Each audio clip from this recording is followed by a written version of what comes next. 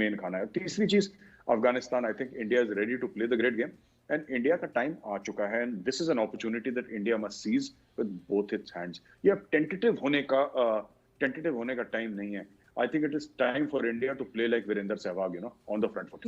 हमारे international stake holders के साथ इंटरेस्ट आपस में मिलेंगे, उस पर भी हम काम करेंगे। तो इस सारी सूरत हाल में चाइना का फर्दर पाकिस्तान को क्या मैसेज होगा, और चाइना का भारत के मामले में अब ये जो एक नया क्वाड का नई यूएस एडमिनिस्ट्रेशन में फिर क्लियर कट एक डिसीजन आया है, एक इम्प्रेशन आया है, तो चाइना फर्दर कितना पीछे हटेगा? पीछे तो हट रहा है। इस सारी सूरत हाल को आप कैसे देखेंगे? यानी चाइना खुद कितना पीछे हटेगा और मजीद पाकिस्तान को कितना पीछे हटवाने का कहेगा? नहीं साहब, ताहिर साहब, ऐसा है कि ये जो क्वाड शुरू हुआ था, actually quad was a Japanese idea. ये शिंजो आबे जब थे तो उन्होंने एक आइडिया फ्लोट करा था, फिर वो आ गया रह गया दाएं बाएं, और बीच में ऑस्ट्रेलिया हट भी गया था क्वाड से। बीच में ऑस्ट्रेलिया ने बोला था नहीं साहब, we are not interested in all that, because Australia के वो संबंध थे diplomatic, they didn't want to upset China. अब लोग वैक्सीन की बात करते हैं, सारे लोगों ने चाइना का नाम नहीं लिया जब क्वाड की मीटिंग थी। देखिए, let's be honest and Frank, quad is an anti China group, let's be very honest, ठीक है। बाकी आपको वैक्सीन सप्लाई करनी है, आपको ये करना है, कल्चर की बात करनी है, सब ठीक है। बेसिकली चाइना को ठोकने का प्रोग्राम है ये, और आई थिंक ठीक ठाक प्रोग्राम है, अच्छा खासा प्रोग्राम है। अब मैं आपको बताता हूँ, जब जापान ने क्वाड का आइडिया लगाया था तब तो कोई ज्यादा इंटरेस्टेड नहीं था, इंडिया भी इंटरेस्टेड नहीं था, ऑस्ट्रेलिया तो पीछे ही हट गया था पूरा, अमेरिका थोड़ा बहुत इंटरेस्टेड था लॉन्ग टर्म। लेकिन साहब बात ऐसी है ना कि चाइना के कुकर्म इतने हैं, चाइना के पाप इतने हैं कि अब लोगों ने बोला कि नहीं यार, इसको तो फेस करना पड़ेगा, इस मॉन्स्टर को, इसकी गुंडागर्दी बहुत हो गई है। ये जैसे एक गली का गुंडा होता है ना, अब जब तक ये गुंडा तो धमकाता रहेगा, अगर इसको मिलके लाइन पे नहीं लाए, ये हमारा जीना मुश्किल करेगा, पहले इसको सेट करो। तो अब ये लोग आपस में मिल गए। फ्रांस खुद कह रहा है कि अब एक बातचीत चल रही है कि maybe France would like to become part of the quad.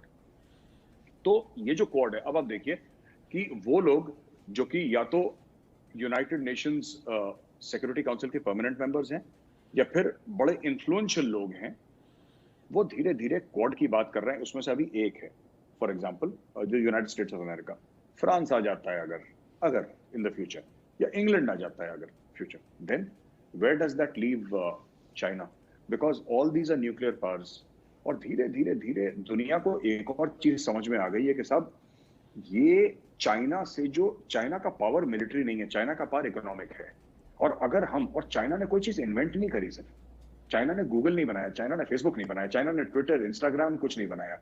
China ने जो भी करा है दूसरे को डुप्लीकेट करके अपनी इकोनॉमी बनाई है। आप एक ओरिजिनल चीज बता दीजिए तो किसी चीनी ने बनाई? कुछ नहीं बनाई, सबका माल चेप के वहीं पे उसका डुप्लीकेट बना के पूरी उसकी कॉन्ट्रैक्ट जिसको कहते हैं मैन्युफैक्चरिंग करता है चाइना।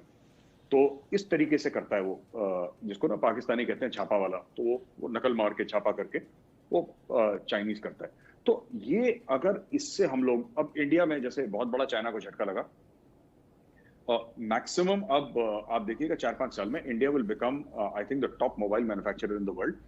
एप्पल ने अपनी काफी हद तक अपनी लाइन यहाँ पे शिफ्ट कर ली है, जो फॉक्सकॉन कंपनी है जो मेन मैन्युफैक्चरर है एप्पल की, सैमसंग की यहाँ पे, और भी दीगर ब्रांड हैं, बड़े बड़े ब्रांड हैं जो आ रहे हैं इंडिया में, और जो इंडिया में अपनी फैक्ट्रीज लगा रहे हैं चाइना से धीरे धीरे हटा के। तो ओवर पीरियड ऑफ 4-5 ईयर्स ये पूरा कंप्लीट हो जाएगा मामला। टेस्ला ने इंडिया में फैक्ट्री लगा ली है इलेक्ट्रिकल कार्स की, लगा रहे हैं अपने कर्नाटका में। कहने की बात यह है ना कि ओवरऑल अगर आप तनाजुर देखें, ओवरऑल एक पिक्चर देखें इसकी कि किस तरफ जा रहा है। आपने बोला चाइना के लेके आए, फिर पाकिस्तान के लेके आए। इसका सिंपल सी बात यह है कि चाइना के लिए खतरे की घंटी है, और पाकिस्तान अभी किसी गिनती में नहीं आता, क्योंकि ये हाथियों की लड़ाई है ताहिर साहब, ठीक है। और मैं तो यही कहूंगा जो पाकिस्तानी, और मैं इसको कोई डेरोगेटरी सेंस में नहीं बोल रहा, मैं तो एज ए ह्यूमन बीइंग में समझाने की बात कर रहा हूँ। अब ये हाथी लड़ेंगे आपस में, और ये होगा, ये इकोनॉमिक वॉरफेयर होगा, राइट। इसमें भगवान ना करे इसमें लड़ाई झगड़े पे नौबत आ जाए, भगवान ना करे, क्योंकि फिर लोग मारे जाएंगे, लेकिन इकोनॉमिक वॉरफेयर होगा, एक दूसरे पे सैंक्शंस होंगे, एक दूसरे पे कंट्रोल्स होंगे, ट्रेड वॉर्स होंगे, ये सब होने वाला है। और इसमें पिस जाएगा पाकिस्तान, क्योंकि पाकिस्तान क्यों पिसेगा ताहिर साहब, मैं आपको बताता हूँ। अब पाकिस्तान की इकोनॉमी है नहीं, लेकिन फिर भी पाकिस्तान क्यों पिस जाएगा अगर ट्रेड वॉर हो गया, तो मैं आपको बताता हूँ क्यों। पाकिस्तान का, मुझे नहीं पता कि पाकिस्तान में इतना कॉन्फिडेंस कहां से आता है। पैसे उनके पास नहीं है, इकोनॉमी उनकी भट्टे पे बैठ गई है, महंगाई आसमान छू रही है, डिप्लोमेटिकली पाकिस्तान काफी हद तक आइसोलेट है। किसी भी चीज में पाकिस्तान में काफी सालों से अच्छी खबर नहीं आई, लेकिन पाकिस्तानियों के दिमाग में यह है कि हम लोग एक ग्लोबल रोल प्ले कर सकते हैं। इसीलिए इमरान खान ऐसी बातें करता है कि मैं अमेरिका और चाइना की दोस्ती करवा दूंगा। पता नहीं क्यों ये अजीब सी बातें करते हैं जिसको हकाइक से कोई लेना देना नहीं है। अजीब सी बातें जो कि अलिफ लैला की कहानियां, इस टाइप की चीजें, बड़ा इनका बाजार गर्म रहता है पाकिस्तान में। एक अंडरस्टैंडिंग कि हम इस्लामिक वर्ल्ड को लीड कर रहे हैं। अभी किसी का यूट्यूब वीडियो पाकिस्तानी का निकला था, उसने ये बोल दिया कि भाई चाइना ने बोल दिया है कि तुम इस्लामिक उम्मा को तुम लीड करोगे। मतलब पाकिस्तान को बोल दिया कि तुम लीड करोगे, हम तुम्हें लीडरशिप दे रहे हैं। अरे वो खुद मुसलमान मुल्क नहीं है, कैसे लीडरशिप दे सकता है? पर ये तो एक अपने बारे में एक सोच कि हम वर्ल्ड लीडर्स हैं, हम कुछ ऐसे हैं जो कि कि हम घोड़े पे दौड़ेंगे तो लोग डर जाएंगे हमसे। पता नहीं, एक अजीब सी एक कैफियत है वहां पे। और वो सिर्फ ऐसा नहीं कि अनपढ़ लोगों के, जाहिल लोगों के बीच में, ये बड़े बड़े जो वहां पे जो सो कॉल्ड दानिश्वर हैं, वहां के इंटेलेक्चुअल्स हैं, वो भी ऐसा ही सोचते हैं। बल्कि वही ऐसा सोच रहे हैं, गड्ढे में डाल दिया। हाँ, वही ऐसा सोच रहे हैं। बेचारा आम आदमी तो उनको फॉलो करता है। जी, तो ताहिर साहब, मैं बड़ा सरप्राइज्ड हूं। ये कहते हैं कि ये, और ऐसे मुंह पे बोल देंगे ना कि बहुत जल्दी देखिएगा क्या होगा कि पाकिस्तान दुनिया को लोन देगा। अगर आप पूछें कैसे देगा तो बुरा मान जाते हैं कि इंडिया तो चाहता ही नहीं कि सीपैक सक्सेसफुल हो। तो मैंने बोला भाई, इंडिया के चाहने ना चाहने से क्या होता है? चाइना के साथ आपकी जो दोस्ती है वो तो स्वीटर देन हनी है, टॉलर देन द हिमालयाज है, डीपर देन द ओशन है। इंडिया कौन से खाते में आता है? कहीं भी नहीं आता। और आप कहते हैं कि चाइना तो बहुत तगड़ा है, इंडिया क्या कर लेगा? आप क्या कर लेगा? चाइना तो, आप कहते हैं ना कि अमेरिका से भी आगे पहुंच गया चाइना। ये जो इनको पैसे देते हैं उसको सर पे बैठा लेते हैं। अभी जैसे चाइना ने कुछ पैसे दे दिए, उन्होंने बोला चाइना टॉप पे है। अभी अमेरिका इनको 2 बिलियन का चेक दे देगा, बोलेगा चाइना तो फालतू है, अमेरिका बाप है हमारा। तो ये अपने फादर चेंज करते रहते हैं और दुनिया को पता नहीं, ये समझाते रहते हैं हमारे पास बम है, हम ये कर देंगे। तो all these things are there. मुझे तो ऐसा लगता है पाकिस्तान को इस समय बीच में नहीं पड़ना चाहिए। ये हाथियों की लड़ाई है, कहीं रौंद दिया जाएगा पाकिस्तान, मसल दिया जाएगा बीच में, तो फिर उनके लिए बुरा हो जाएगा। बिकॉज ये अभी होने वाला है बहुत ज्यादा। This is going to really get out of hand. Because Quad जो है ना, अब क्वाड ने पूरी तैयारी कर ली है।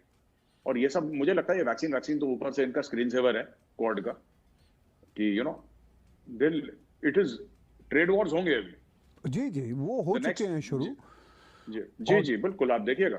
हाँ, और जिस तरह चाइना रिट्रीव भी कर रहा है, और चाइना को भी अंदाज़ा है कि इसमें सिर्फ और सिर्फ 4 मुल्क ही नहीं है, उस रीजन के बहुत सारे और मुल्क भी हैं। और यूरोपियन यूनियन तो यूएस के साथ है ही है, कोई दूसरी बात ही नहीं है। नेटो फोर्सेस वो सब एक ही है अलायंस। आखिर में गौरव भाई, अफ़गानिस्तान को भी हम टच करते हैं, चूँकि इन सब बातों के साथ वो भी जुड़ी हुई है सूरत हाल। अफ़गानिस्तान के हवाले से टोनी ब्लिंकन ने पिछले दिनों अपने ख़त में लिखा और भारत से रिक्वेस्ट की कि आप इसमें अपना ज़्यादा किरदार अदा करें। और आप और मैं जानते हैं कि अफ़गानिस्तान में भारत की बिलियंस एंड बिलियंस डॉलर की इन्वेस्टमेंट है ह्यूमैनिटेरियन ग्राउंड्स पे। वहाँ बसें चल रही हैं, हॉस्पिटल्स बने हुए हैं, डैम बन रहे हैं, सड़कें बनी हुई हैं। सिर्फ भारत की डायरेक्ट एक्सेस यानी रास्ता नहीं है, लेकिन बहरहाल इसके बावजूद भारत की वहाँ पर बहुत ज़्यादा इन्वेस्टमेंट भी है और अपना रोल भी है। और भारत